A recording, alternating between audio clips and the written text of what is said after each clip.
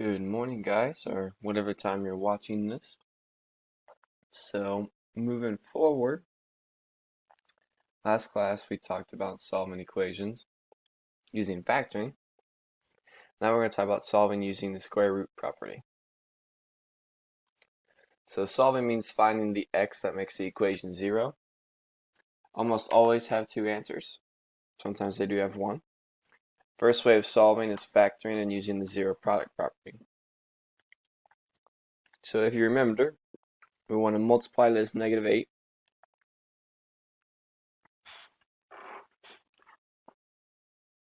but add up to the -2 in the middle. So 2 and -4 do that. So I'm going to write x plus 2, x minus 4 equals 0.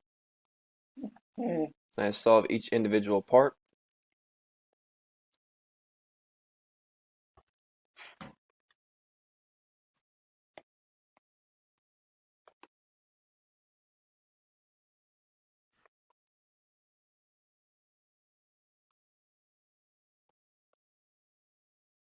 And I get my two answers. Now, solving by factoring is a method if it's in this form. However, not every equation you're going to get is going to be in that form. So you might have to change it. So the objective for today is we're going to solve quadratics, a specific one that allows for a shorter process. So in these three right here, if you notice, there is no middle term. So we're going to use the square root method if there is no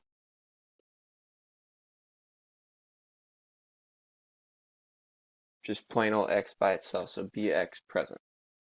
So what you do is you want to get the x squared by itself. So I'm going to add 49. I get x squared equals 49. The next step to solve it, you're going to square root both sides.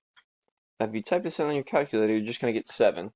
However, we have two answers usually. So how do I get two answers from this?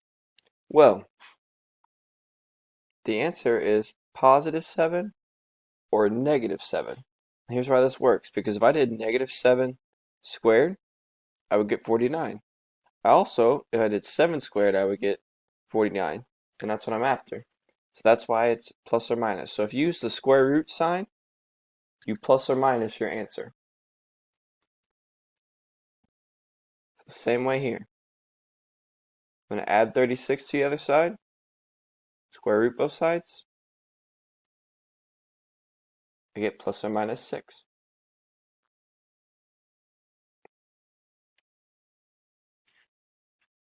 Same way on the last one. I'm going to add 4 to both sides, square root it, plus or minus 2. Alright, you're going to use a calculator on this to solve these, but those are just a few examples. So to add to it, we're going to do a few more. You guys should be able to do these too, but I will do them with you. So I'm going to square root both sides. I get plus or minus 7. I'm going to square root both sides. I get plus or minus 13. Now here is where it's a little different. It's a negative number. If you type this in on your calculator and you try to square root it, you're going to get error. Well, error means, in our case, no solution. So if you get the square root of a negative number, that means no solution. Same way here.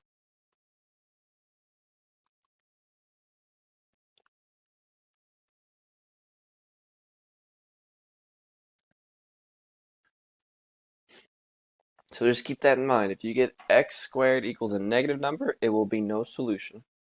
If it's a positive number, you should have plus or minus the answer. Alright, so let's do a few more. Notice in this one, the x squared is not by itself. So I'm going to get it by itself dividing by 7.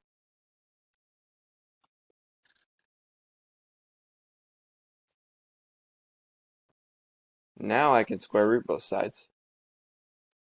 And you get plus or minus 4.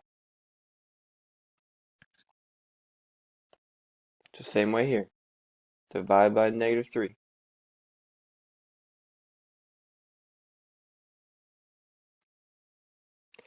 Now we get into an example where it's not a perfect square, so you're not going to get a whole number. So if I take the square root of 8, you get a decimal. And that's fine. We're going to write it as a decimal. Let's round it to 2 decimal places. So this one, if you type it in your calculator, you get a long decimal. We're going to round it to 2.83. Alright? So it is okay as long as it's positive. Decimals are fine as long as it's positive. So divide by -2. We should be thinking right here, we got a negative number. Can I square root a negative number? No. So my answer is no solution. We're going to say real solutions because there actually are solutions, but they aren't going to be real numbers. So I might want to go back and fix those. No real solution.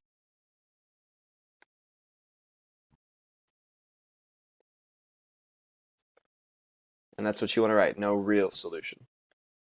So when we have equations with no b term, we can use a shortcut called the square root method. So like on this one, I want to add 5, divide by 3, and then square root both sides.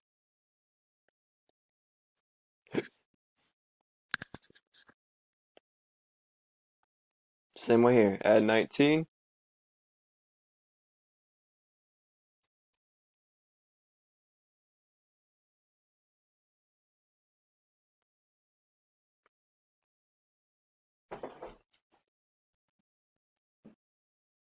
now notice, if I square root it, it's a negative number, so I'm going to get no real solutions.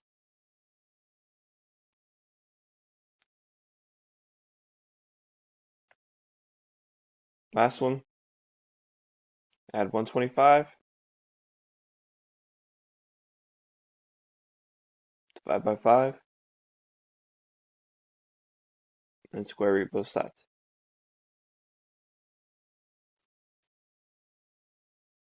Alright? So we have 2 ways to solve. There's almost always 2 answers. I'll let you guys decide which ways are the best. I'm gonna have you guys do these 2. And then your homework will be another PDF. It'll be a short 5-question assignment.